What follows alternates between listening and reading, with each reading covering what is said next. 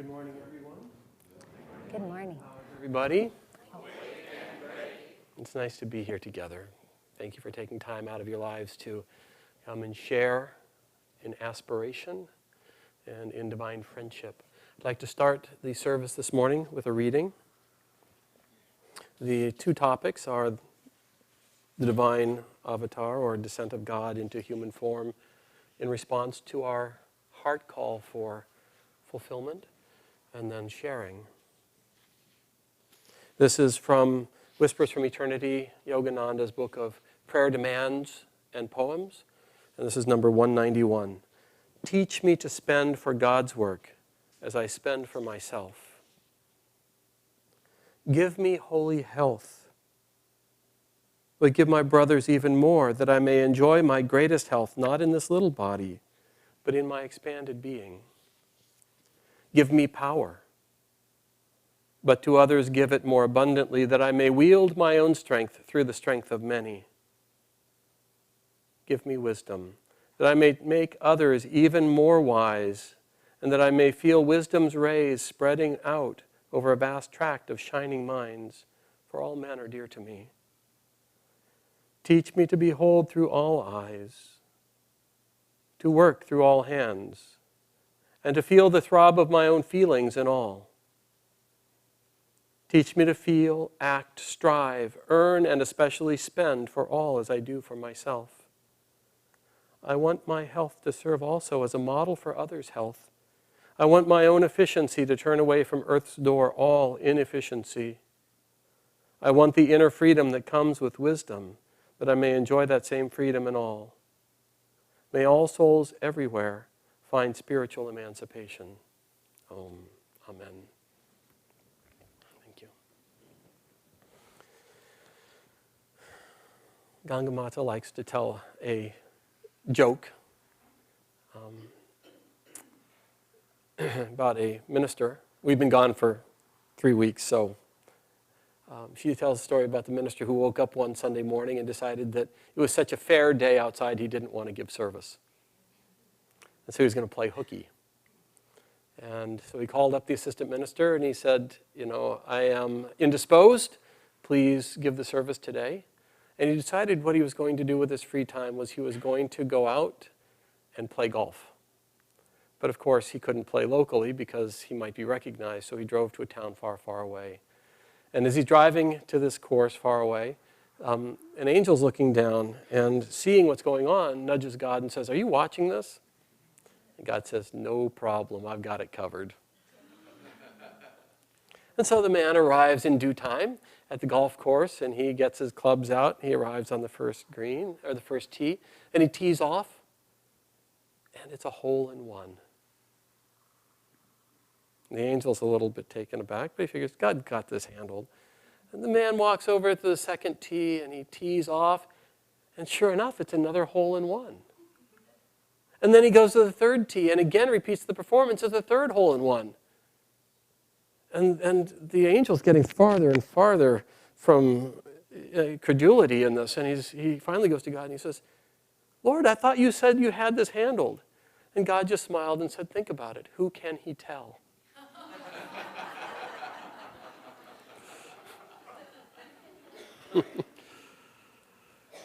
Sharing is an important part of our realities. I was thinking about all the things that the masters bring. The 10 commandments, if you will. The commandments that Jesus added to those 10. Because he said the first commandment is not the first commandment of Moses. He said it is to love the Lord thy God with all thy heart, mind, soul, and strength. And the second is like unto that, to love thy neighbor as thyself. The Indian tradition, the yogic tradition, has the yamas and niyamas, the 5 things to avoid and the 5 things to not avoid if you want to find God. And the way these are presented, it feels a little bit heavy, and Americans are particularly rebellious against authority and against position and against commandments. And I was thinking about it, instead of looking at it through that lens, we might start to look at it as guidelines of lasting fulfillment, which actually spells golf, by the way. I had to work on that for a while.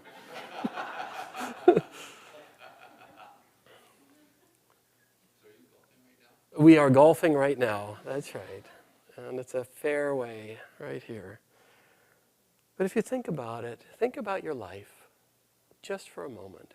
We're in a new year, we're in a new, cycle. I was out for a walk yesterday and I noticed that the days are significantly longer. The quality to the light is very, very different from what it was a month ago. And that the trees, the buds are beginning to swell. You can feel life burgeoning and beginning to want to reassert itself in a new expression of old forms perhaps, but new ways of being, new expression of life. And we can feel it inside ourselves. We feel it inside ourselves when we look at, who here gets up in the morning? Just think about it for a moment inside. If you're really honest with yourself, who gets up in the morning with a sense of possibility for the day? If you don't, why would you bother to get up? But think about what you yearn for if you're really honest. Many of us have become kind of jaded, and so we don't really set the bar very high about what we would hope for in the day. But if we let that be just genuine, what would I like from today? If today could be perfect, what would it look like? We feel this enormous sense of possibility. And yet how many of us at the end of the day go to bed feeling like that enormous sense of possibility has been fulfilled? Probably only the masters. Because we're looking, as they say, we're looking for love in all the wrong places. We're looking for fulfillment in ways and in places and with attitudes where it simply just can't be fulfilled. You can't get lasting happiness out of transient things. It's just not possible. And unfortunately, we have to include in that transient things human relationships, relationships to job, all of the things that we all know will pass, in fact, in time. And so the masters come because our yearning grows across incarnations, across ages. I'll try just a little bit different. I'll try a different career this time. I'll try 5 kids instead of 1. I'll try, a different set of clothing. I'll come back as a woman. Maybe that's better. I'll come back as a man. I'll come back healthy. I'll come back independent. I'll come back, I'll get it from alcohol. I'll get it from human relationships. I'll get it a million different ways. And every time. The problem is, often it just doesn't work. Often it's just disappointing up front. It doesn't match what you would hope for. But sometimes it matches what you hope for. Sometimes it's just really thrillingly satisfying. And then it ends. Marriage ends in divorce or in death. In fact, death pretty much ends all of the superficial things if nothing else has done it beforehand. And so, we know that there's something to aspire to, but we don't often know how to go about it. And so out of compassion and love, God comes to us in human form. God is always present. The masters all say, true teachers and those who understand, all say that there's never a moment throughout all eternity where God is closer to us than right now. And no moment where God is farther away. Yogananda said, God is the nearest of the near and the dearest of the dear. And he's behind the very thoughts with which you pray.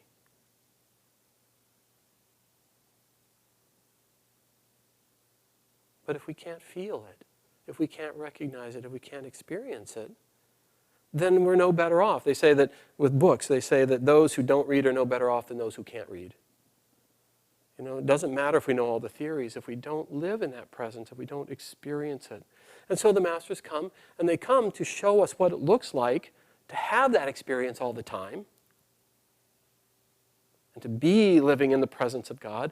And then they tell us, if we're sincere, they tell us how to do it. They guide us.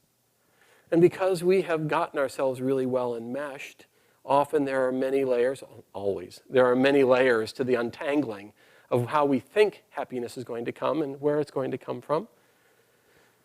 So we have to work at, disentangling. And the process is a little complicated because often, at the very beginning, we give up the things that are easy. We know this really isn't going to bring us happiness. Okay, well, I'll give it up. But as we go progressively deeper on the path, the things that don't work become increasingly subtle and hard to discern. And we have to work harder, and our commitment to those things often is much, much deeper. And so we have to go through a process of first discovering that we're committed to something different than what the masters say or what God says to these masters is going to work. Then we have to go through the process of accepting the fact that maybe, just maybe, God knows what he's talking about. And then we have to go through the process of experimenting. It's not enough to go with blind faith. Well, what they say must be true, therefore. We have to go through the process of experimenting for ourselves and proving. We have to try time and time again. Oh, yeah, well, I'm going to do it my way. And then what's the fruit of the experiment again? And then, okay, well, I'll try it this other way. And it actually works. But then the habit of mind often draws us back to the other pattern. These are the reasons it's a path. These are the reasons it takes time to find God. It's not because God is distant, but because we have to untangle and release our grip on things that simply aren't true and don't work. And it's true for everybody. Unless your picture's up on the altar, unless you really are absolutely liberated, you're somewhere in this process. We are all somewhere in this process. But it is a process, and people actually do grow. And it's fun to watch. Yogananda brought teachings. I've told the fact before, but I come with a scientific approach to life. And I was actually in the natural sciences when I was a young person in college. And so I had a certain amount of lab rat mentality. And I just never was interested in people saying, you should believe this because I said so, or because they said so. I always figured, if it's really true, you can prove it. I don't want to buy things on blind faith. So when I finally found the autobiography of a yogi, and I opened it and started reading it, I thought, wow, this is really weird. He has people appearing and disappearing on page 8 of the book. And either he has a very different experience of reality than I do, or he's completely nuts. But I loved the quality of consciousness. He didn't write like somebody who was imbalanced or kind of making it up. So I thought, there must be something possible. So the things I didn't understand, I put up on the shelf. And I just set them aside to leave room and time for me to discover something more than what was current. But then I started taking his lessons. And the first thing he said, and I don't know if other people got this when they started the lessons as the first thing, but for me it was absolutely essential. He said, I do not ask you to believe anything I say. I ask you to try what I say long enough to prove to yourself whether it's true or not. I guarantee, he said, that if you do these things, I don't care who you are, if you truly do these things the way I teach them, you will have these experiences. And I thought, aha, laboratory experiment. And I started, and I have found across the 30-some years now, the 33, 34 years that I've been on this path, that everything I've had the courage to try has proved exactly as he said. And that the limit of my spiritual awakening is really driven by the limitation of my courage. That it takes tremendous courage to let go of those increasingly sacred commitments that we have at the center of our being. They tell us you will not find happiness, lasting fulfillment, golf, guidelines of lasting fulfillment. You won't find lasting fulfillment in anything outside of your consciousness and relationship to God. Doesn't mean you shouldn't do good things. It doesn't mean we shouldn't be engaged. In fact, we should be engaged because it's how we do our experiments to prove these things are true. But they say, all the masters, they say, it's in the presence of God only that lasting fulfillment happens. And fullness happens. But we say, well, yeah, but, and I see people come to the path and and they're really on fire for God, and then the invitation to the perfect job shows up, or the perfect partner appears on the horizon, and the only trick is you have to just move out of town, or you have to do something else, or they're not interested in the path, and we go, yeah, but I've waited for this my whole life. And you start to see the patterns that you yourself and others go through, and the temptations and the yearnings. It's an amazing tug of war. And over time, what happens is we prove to ourselves, if we're honest, again, that what the Master has actually said is true. And a friend of mine, he came to Ananda back in 1968. He was there for a number of years. I moved there in 1985, and he had just been back for a bit. So in 73, he was there for about 4 or 5 years. And then a woman showed up in his world, and he had just gotten back. So I asked him, so this is told in retrospect. He'd been gone for 12 years. And I said, what happened? And he said, well, I met somebody. And I moved to Mendocino, and we started a restaurant, and we got married, and we had had a child, and I said, well, what are you doing back here? He says, well, one day I woke up and I just looked around and I thought, what am I doing? What am I doing? I had, a connection with God, support and teachings that could take me into God communion, and here I am, I'm just going through the motions of life, and I can see it's going to end. And so he came back to Ananda. The marriage had been falling apart anyway, and et cetera, but he came back to Ananda. I said, how is it to be back after 12 years? Is it weird to be back? And he said a very interesting thing. So beautiful. He said, I have discovered that it doesn't matter what you've done. And it doesn't matter what you will do. The only thing that matters is what you're doing right this minute. The only thing that matters is the consciousness you're holding right now.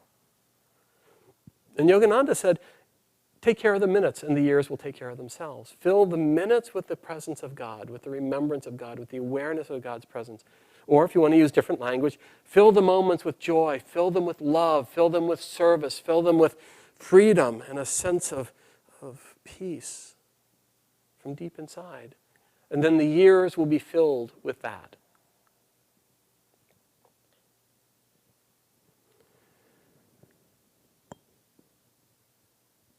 I listened to the 3 services from when we were gone, and they were just lovely. We are so privileged to have such good friends who are so high-minded. And really, truly, any one of you could stand up here and give a remarkable service. You can look in the eyes of those in this room and see the spiritual depth and power from the weeks, months, years, decades of effort and service.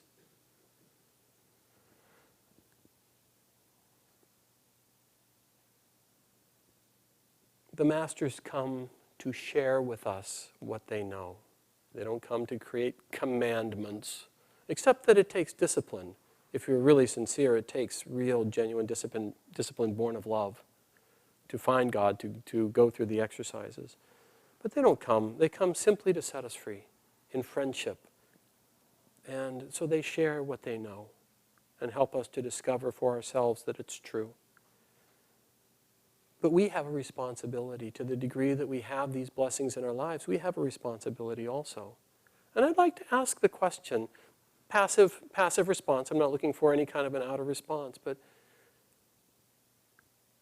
there are several ways to share what we know. And we should share always. I mean, this is just simple. I did a really lousy experiment one time. I had bought some things when I was in India on pilgrimage, and I brought them back. And they had meant something when I bought them, but one of them was an Indian shirt, and I just simply wasn't wearing it anymore. It was a lovely piece, but I wasn't wearing it anymore. And there was a big Indian celebration. And there was a man who was new to the path, very dignified man. And so, but he wanted to participate, and he wanted to dress up in Indian garb. And I thought, well, I can accommodate this. But instead of sharing with him the best that I had, I shared with him something. I gave it to him, but it was dismissive. It was not, I demeaned the giving of it. And I still feel, even to this day, if I recall that, I think, God, that was an experiment that blew up. I got acid everywhere on this one, because I could feel that it didn't. Instead of giving something from the depths of my heart and just saying, this came from India, I brought it back, it's a beautiful piece, and I want you to have it, I was just dismissive of it. I gave it to him, and he could feel that he didn't feel really included. It was kind of a sorry thing. We should give the best that we know. In any given moment, we should share the finest of our heart, because that's what we would want. When somebody shares something meaningful with you that matters to them, it doesn't really matter what it is. The fact that they have offered something of meaning enriches our life. So what I'd like to ask is, everybody here, and I know this for a fact, everybody here is aspiring to live in the presence of God, to lift their consciousness and hold joy, hold kindness, live in cooperation, live in, and many here are doing daily practices to refine their consciousness and to meditate and go deep into the stillness so that, as the Bible says, they can be still and know the presence of God. But when was the last time your consciousness was so powerful that it touched somebody that they wanted to come and be with you and draw on what you have? When was the last time somebody came to Sunday service with you because they wanted access to the very things that wake you up, that make you a channel for this grace into the world? And if it's been a while, ask yourself, is my sadhana, is my practice so dynamic? I mean, I look in here and I see many people who I know came here because of somebody else, because of the spiritual magnetism. Not the proselytizing, not trying to sell it, not doing this, but the very quality of consciousness of their practice and their love of God and their spiritual exercise so holds them in a dynamic place that others want what they have. There's a story, and I'll end here shortly, but there's a story of a man who was living in poverty, and no matter how hard he tried, he couldn't break out of it. And the Buddha came along and said, and the man said to him, he said, why, no matter what I do I still live in poverty? And the Buddha said, because you have not yet learned to share. And the man looked at his very impoverished circumstances, and he said, but I have nothing to give. And the Buddha said, but you do. You have a smile that you can share with those who are sad. You have kindness that you can offer through your words and gestures. You have the air that you breathe and the strength in your limbs to serve others. There's a story that Yogananda told of two men. One was very worldly and avaricious, and the other was very, very saintly. And he believed, the saintly man believed that in the presence of God, all things come to fruition, and that prosperity is an extension of spiritual relationship. And so he just lived inside of that, and then the worldly man, who was a friend of his, would mock him and say, you're so pious, and look how impoverished your reality is, and here I am living a worldly life, and I just get richer and richer and go from strength to strength. And the man made a bet with him. He said, I'll bet you that through my spiritual practices and through my attunement with God, I will become wealthy and you will become poor. And they set a 10-year date on it. And the man prayed and prayed and prayed to God and offered himself. He continued living very saintly. But meanwhile, he became increasingly poor, and things just kept falling apart all around him. And the worldly man just kept behaving in absolutely atrocious ways, the ways in which we see in this world, self-interest and selfishness and greed and avarice and unkindness. And he became wealthier and wealthier and wealthier. And on the eve of the last night, of this wager between them. The saintly man was praying to God and saying, weeping and just saying, I just don't understand. I put everything on my commitment of my love with you. And here I am, and it just is getting worse. And there he is living an absolutely atrocious life, and it's working so well. And God came to him in a vision that night. And he said, in your past life, you were very selfish and very unkind. And you acquired the karma and magnetism that has had to play out.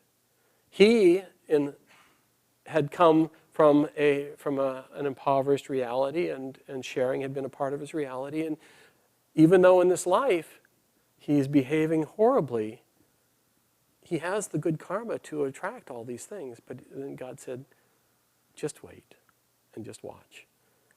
And so the next day the man had to be humbled. The saintly man was humiliated, was humbled, and he went and was mocked and everything.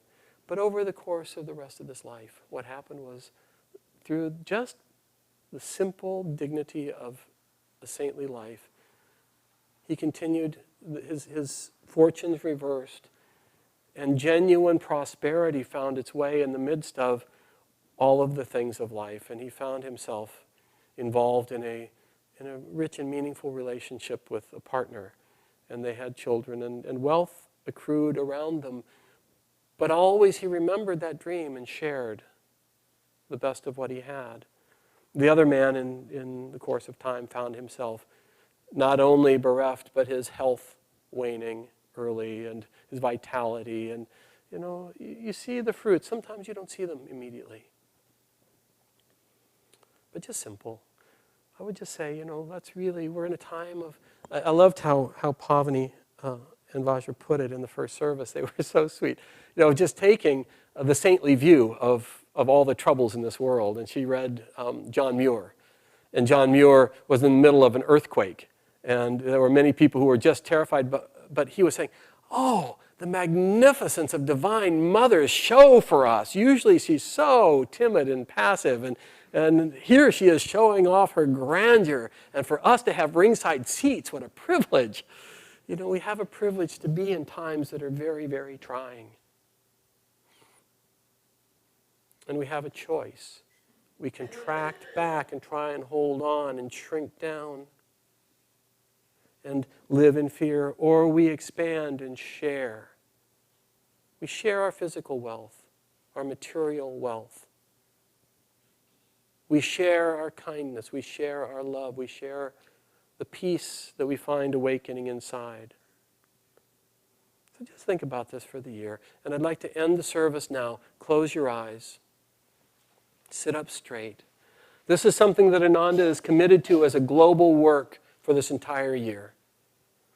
Yogananda brought a prayer of peace and harmony.